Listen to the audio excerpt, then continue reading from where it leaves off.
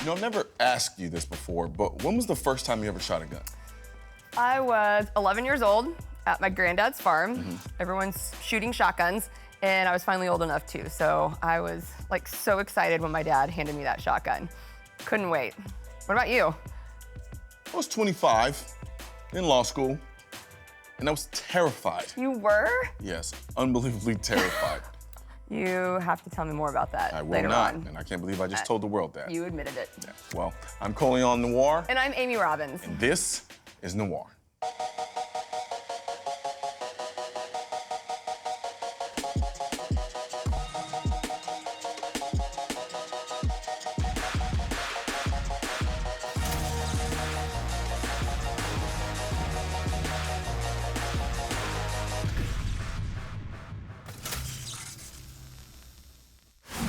The truth about Noir is this is what it's all about. We've got enough guys blogging in their basements about guns. And then on the other side, you've got a bunch of Ivy League grads with more education and personality writing their dime a dozen hipster critiques about shit they don't understand. Namely, this. You wanna know the truth about Noir? The truth is I can't stand the media's representation of my generation. I mean, the mass-produced, whiny demographic oozed out of the bowels of New York, LA, San Francisco 1%, and handed their so-called careers so they can echo the pet causes of their guilt-ridden rich parents. That's not how we get down in Texas. The truth is, if you can't appreciate the diverse beauty of America, where the people are free to enjoy the thrill of this, then you're either too old to remember, or you have no idea how to feel young. Because this is a feeling. It's everything so-called millennials claim they want. It's power, beauty, an unrestricted expanse that is undeniably cool, even without the mainstream pop culture validation that we gun owners claim to loathe, but secretly desire. Let it go. Let it burn in the hells of its own insecurities. Come out here and feel the real truth about guns. If you still don't get what Noir is about, just go back to your basement of unmitigated insecurities or your brownstones of self-loathing and overcompensation, and not a damn thing ever changed. But I think for some of you, it will. And I think that's what the rest of you are so scared of. So Amy. So Colion. What's the truth about Amy? I became a gun owner myself 4 years ago when I got a gun for my Christmas present from my father. Grew up my whole life shooting guns with him, but owning a gun was really something that my dad did, my granddad did, you know. And it wasn't until I got that first gun that it kind of changed my whole perspective on what a gun owner means. I suddenly felt like very empowered, and I felt like I'm getting to take my security and my self-defense into my own hands. And that was very empowering and exhilarating for me. It's interesting you say that because I talk to a lot of people now, especially people who've known me before any of this, and then know me now.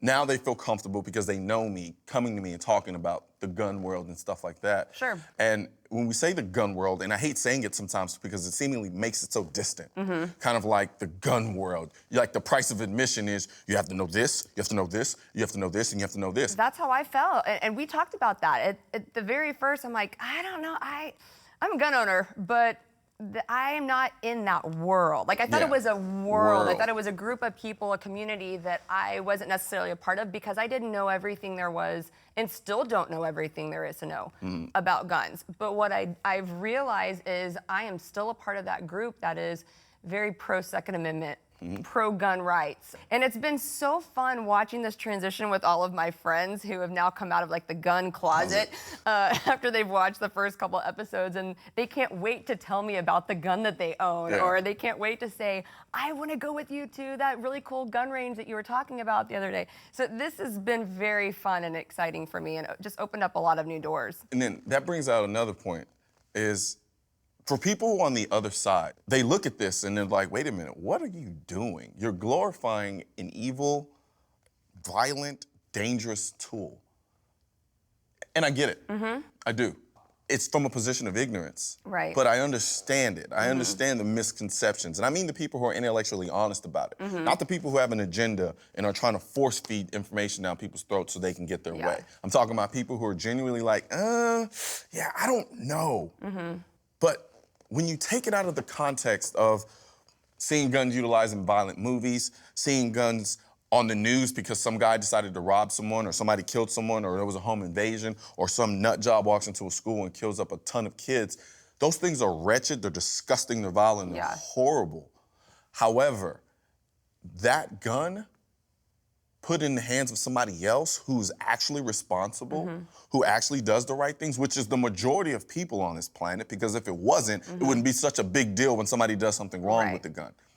Taking that and putting it within the context of recreation, enjoyment, and really going out and experiencing shooting for what it is. That's the thing, too, that I think of is I'm like, we're not here to glorify anything other than the enjoyment of it and the fact that we have a right to own firearms. Exactly. And, you know, the people that want to demonize us and think that we're doing something other than that, they're wrong. They're just flat out wrong.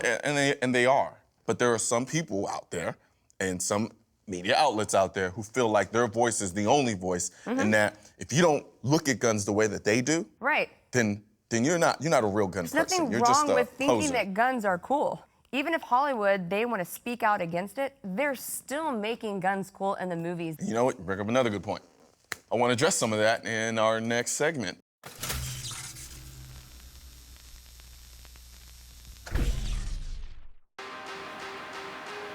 Adventure breeds character, and the path should be less traveled. Independence breeds survival, and you must depend on who you know you are. Your inspiration drives you to never waste a moment.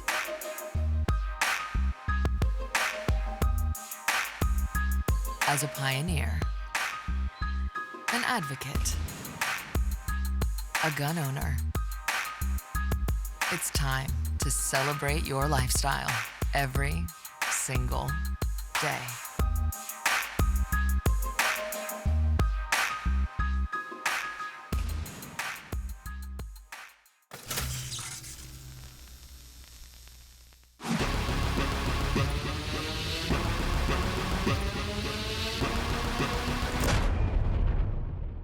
All right, so let's get right into this Jay-Z Beyonce video. You and I get really worked up when we see this kind of stuff. I mean, I do and I don't. You know, I like the video sonically. I think, you know, sound-wise, I like it a lot. I think the lyrics are a bit juvenile. And I also think just conceptually, the video's a glorification of violence masquerading as a love story. Think about it like this. We started a show on the NRA Freestyle Network called NOIR, where we talk about lifestyle culture and firearms and how it's become a part of our lives. The other side of media looks at this and starts writing hit pieces talking about how, oh my God, how could you glorify the use of guns? Oh my goodness, you glorify, you're saying guns are cool? You're trying to make them fun? You're trying to appeal to the millennials? How dare you? And it begs the question, who do you think is watching Beyonce's videos? I'm sorry, they're not 50-year-old women sitting at home who watch Desperate House. Well, Desperate, is that even still relevant? I don't even know if that's on anymore. But that's beside the point. The fact of the matter is that Beyonce literally made an entire promotional video glorifying not only guns, but the utilization of guns violently. And no one says anything. They have the creative license to do whatever they want, which is fine. No outcry. I have not seen one media source say anything negative about this. Actually, there's a petition going around begging them to make a full-length movie. I'm not a hardcore Jay-Z fan. I'm a fan of Reasonable Doubt and some of his other projects. I still think this video is for basic chicks. It's just basic. But you make a great point. And I get attacked by the likes of Russell Simmons on Twitter who tells me, oh my God, how could you advocate for more gun use under the NRA brand or advocate for putting more guns on the street when what's going on in the urban cities and inner city violence and stuff like that. Has he tweeted Jay-Z and Beyonce? No, he hasn't, and he's not going to. And you know what? that's fine, you know? I get it. I enjoy it. I watched the video. I was entertained by the video. I like seeing the different guns that were utilized in the video. Yeah. I did. And continue to do that, please. But don't think that you're gonna just seamlessly be able to step into this other role where you can get on TV and try to shame me for being a gun owner by advocating for more gun control. And I'm just gonna sit back and say, you know what? That's Bay. Great. Bay got that. Nah, it's not happening. I'm sorry. It kind of pisses me off, and I feel a certain kind of way. They got that. They got that. That's because they let it get away with murder, which is fine.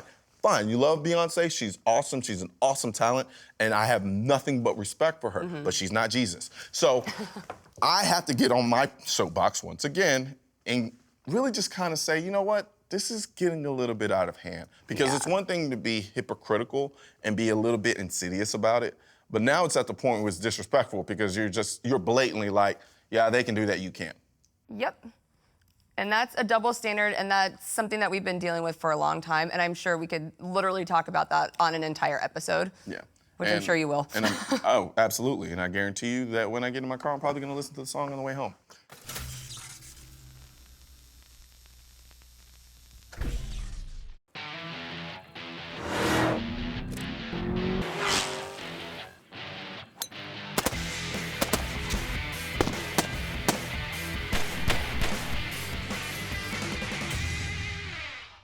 So here on NOIR, I really want this show to be an exploration of ideas, a place where people can come and really kind of look at life from a very open lens and be open-minded about a number of issues and different interests and hobbies.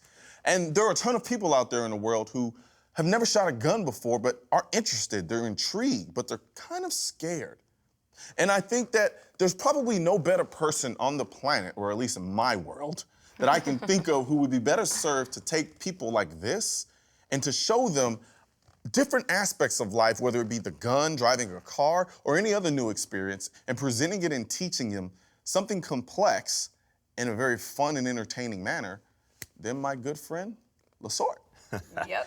First compliment I think you've ever given me, so I like being on your show. Yeah. Very I look forward to accurate continuing. description. Thanks for the bag of cash you gave me at the beginning of the show. That's what it needed. Well, you know, I'm very passionate about life, and what makes life great to me is new activities and doing things and learning things. And most of the activities I'm engaged in, shooting in particular, you can never know everything. Absolutely. So you're constantly learning. No matter, I've been shooting for 30 years. I competed in defensive handgun competitions and tactical shotgun and tactical rifle. But you can never know everything. You can never be as good as you could be, you know. And so I look forward to having the opportunity, and I'm a NRA certified instructor. I've taught hundreds of people, and it's a very rewarding activity just to empower people with that knowledge that you talked about. Overcoming that fear associated with that unknown, and especially something that the media portrays as something very dangerous, used for usually criminal purposes, all that. So having a bigger audience on your show, I'm looking forward to having that, reaching out to more people, especially younger people. Yeah, we're gonna bring people on this show to do some really fun stuff. Oh yeah, So I'm beyond shooting. Well, beyond shoot, yeah. Well, I'm looking forward to driving your car. You need to learn how to drive a manual first. Well, I know. I was thinking I could learn on your car. I'm gonna buy a $200 Datsun B210. We'll train on that one, and then maybe once you pass that, we can get in the other car. All right. So besides driving and shooting guns, what else? What else are you thinking? Well, I mean, skydiving. We can do some water skiing, some snow skiing. I'm sorry. Yeah, that's why we have you, because you're not getting me to jump out of the plane. And that's why I'm here too. I'll jump out of the plane with you. And I know you will. All right. I appreciate that about you. You know, skiing, whatever the case may be, adventure hunting. You know, I hunt British Columbia, Alaska, and some other things. And, you know, hunting can be controversial in some people's minds. Hopefully we can enlighten people there, the people who think that it is controversial. But just basically kind of living on the edge without taking crazy risks. I'm not about doing that. I do want to continue to live. You know, I've had some close calls before. But, you know, shooting in particular, what's neat about it is that, you know, instead of just, the idea a lot of people have of shooting is sitting on a line, shooting at a target, one box of 50 rounds, paper target, not moving, not doing anything crazy and wild. You know, in today's age, the threshold for excitement, especially with the younger generation, is very high. That doesn't sound appealing to a lot of people. So what we're gonna do is do some real exciting type of shooting, like because extreme shooting. Yeah, I mean, and there is. You make a great point, because when you think about it, sure, shooting is really exciting when you go to a static range and you're popping off rounds. That's great. I had a blast doing that.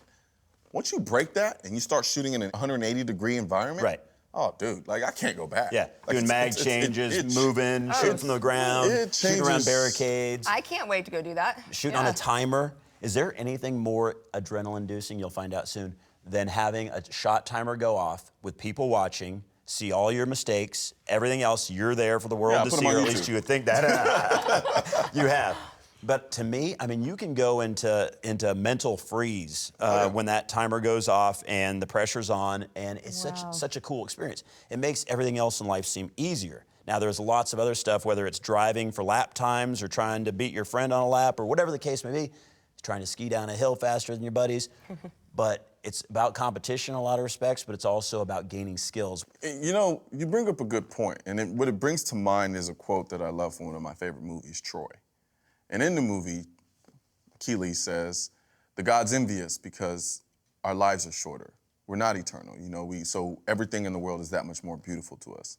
And it got me thinking, it's like, it's a shame that there are people out there who kind of live their life entirely based around fear, which is ironic because they kind of look at us, people who are in the firearms, and think that we do that. Right. When we don't. No. You know, to me, we're experiencing life. Like, it's empowerment. Like, yeah, like the idea of going through life and not experiencing something like being able to shoot a gun, being able to get on the highway and drive a car really fast. And to master those things. Exactly. And that's one thing about shooting. You can do it with all you've got. You can never know everything, so you're always learning. Absolutely. And I really do feel the same way you do. Somebody who hasn't shot before, I just don't know what that would be like because it's such a major component of my life, that empowerment, and it's a skill that could potentially save your life. Absolutely. So, and it really, and all intents and purposes, that makes this world beautiful. It does. No matter how hard we try, we can't experience it all, but the fun is in trying to experience it all, you know? Shooting makes the world beautiful. That's gonna shock some people, but it is absolutely true. It makes my world beautiful. And I hope to convey that on your show as we go on from here. And I'm looking forward to it. Yeah, we are too. So am I.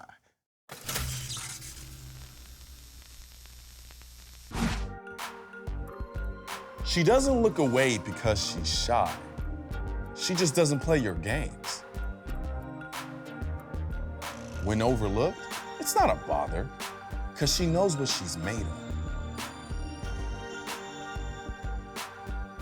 She doesn't need affirmation, but gives it to you always. Comfortable alone, steady among others. She lives in the moment, confident.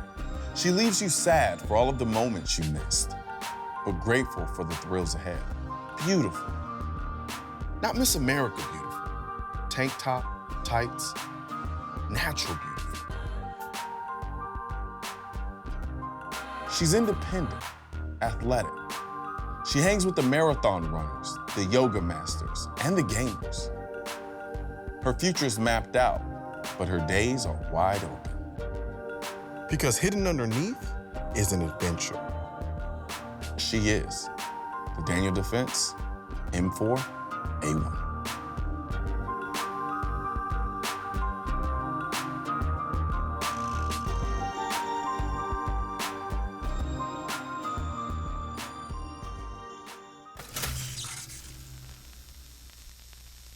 So we're here with Chris Chang, NRA's newest commentator. Yay.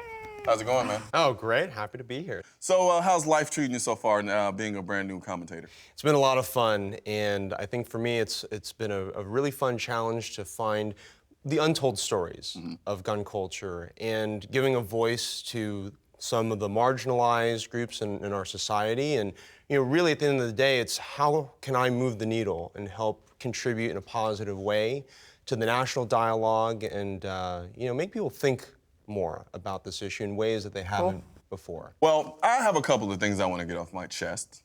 Would you like to hear? I guess we don't have much of a choice. You really don't. Yeah. I just We're ask gonna out of hear it. courtesy. We're stuck here. I'm just trying to be. So, I like to consider myself a techie hype beast. You know, the guys that buy the iPhone 5.1s when they've had the iPhone 5s for only 3 weeks. However, I wasn't exactly moved by the prospect of a smart gun because it's an incredibly awesome, dumbass design. Designed by people who obviously only have a Call of Duty Battlestar Galactica knowledge about guns. Now, I'm not subjecting my firearm to the vulnerabilities of an iPhone with a trigger. The fingerprint unlock on my phone is about as reliable as a Sprint cell signal. And you want to put that crap on my gun? No, thank you. I'd rather not realize my ambiguously smart gun doesn't work because some snotty-nosed 15-year-old put a smart virus in it, or because my battery is dead. Chris, you used to work at Google. Tell me, why the hell do techies think this is such a good idea? Well, I think for a lot of tech people, they're often looking for solutions to problems. That is really, I think, what the paradigm is for tech people. They see a problem and they want to apply a technological solution to solve it. But a lot of tech people have not fired guns, so they don't necessarily understand the real world, day-to-day implications of what smart gun technology, is all about. I want to agree with you. I do.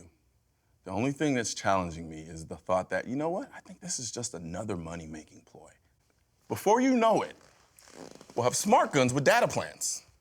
And I'll be charged by the bullet, by the minute of use. See where you're going. Now, I'm being a little facetious here, but I just feel like it's a bit misguided. I think the intentions are great, but I think the approach is a little misguided. Sure. If we're talking about dealing with a violence issue, it's still focusing on the wrong thing. It's focusing on the gun instead of the overarching issue, which is a violence problem that we have. It's a people problem, right? Yeah, It's not a gun problem. It's always a people problem. It's a person behind the trigger, a person making the decision to commit a crime with a firearm, and that's what we need to tackle and approach and stop. And that's why I don't understand why they think that this is going to solve the problem.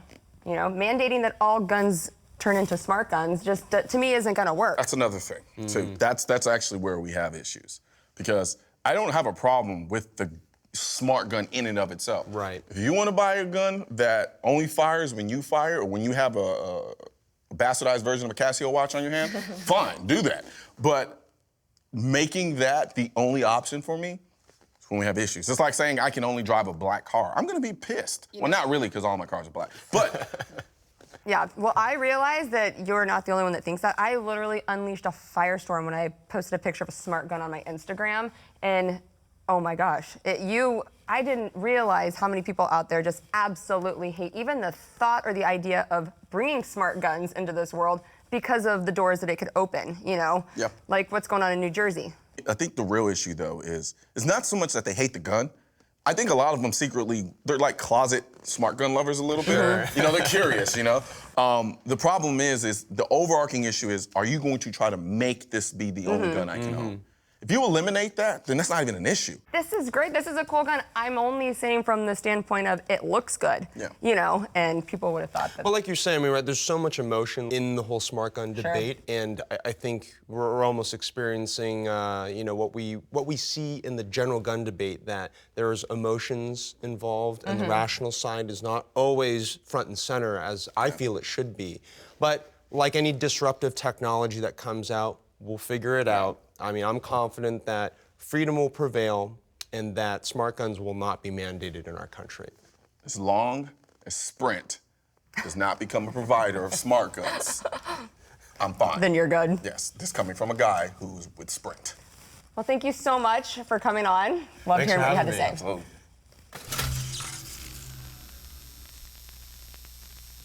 Before we get started with Ask Noir, I've been noticing something really cool that's been trending lately while the show's going on. And you've probably seen this too.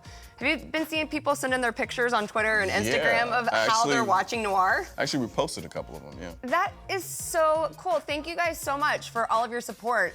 Definitely keep it coming, and we'll keep an eye out for all of that. So thank you. All right, the first question a lot of people are asking me, are you ever gonna have anti-gunners on the show? I would like to. I definitely want this platform to be a place where you can have honest dialogue and discussion about the subject matter. So, I would love to have anti-gunners on the show as much as we possibly can without being redundant, of course. Yeah. But yeah, absolutely. I'd love for them to go shooting with us. Yeah, I think it's definitely something where we take them out and then we go shooting and we come back and we talk about it. It doesn't necessarily have to be overtly political, but something at least where we can kind of dialogue and really get to see both sides of the discussion. Awesome. Last one, a lot of people want to know, how do you watch Noir on demand? It's actually relatively easy. Actually, no, it's really easy. I know how to do it, but will you tell them how to do it? Noir will be on demand every Monday at NRA Freestyle.tv. I'll also post the videos up on my YouTube channel and post them on Vimeo under NRA Freestyle. Cool. Sounds good. That was all I had today. What's next? I've gone ahead and added another song to the Noir Spotify playlist. Who is it this week? I had to hit you with a double banks this time. I added another bank song by the name of Goddess. Awesome. I don't know why I acted like I didn't like that song, because it's actually good. Yeah, it's a pretty damn good song. No, it's pretty good. Cool. So thank you again, guys, for joining us tonight, and join us again next week. And we are out. We'll see ya. Yeah, no, it was good. But I think it's funny that Spotify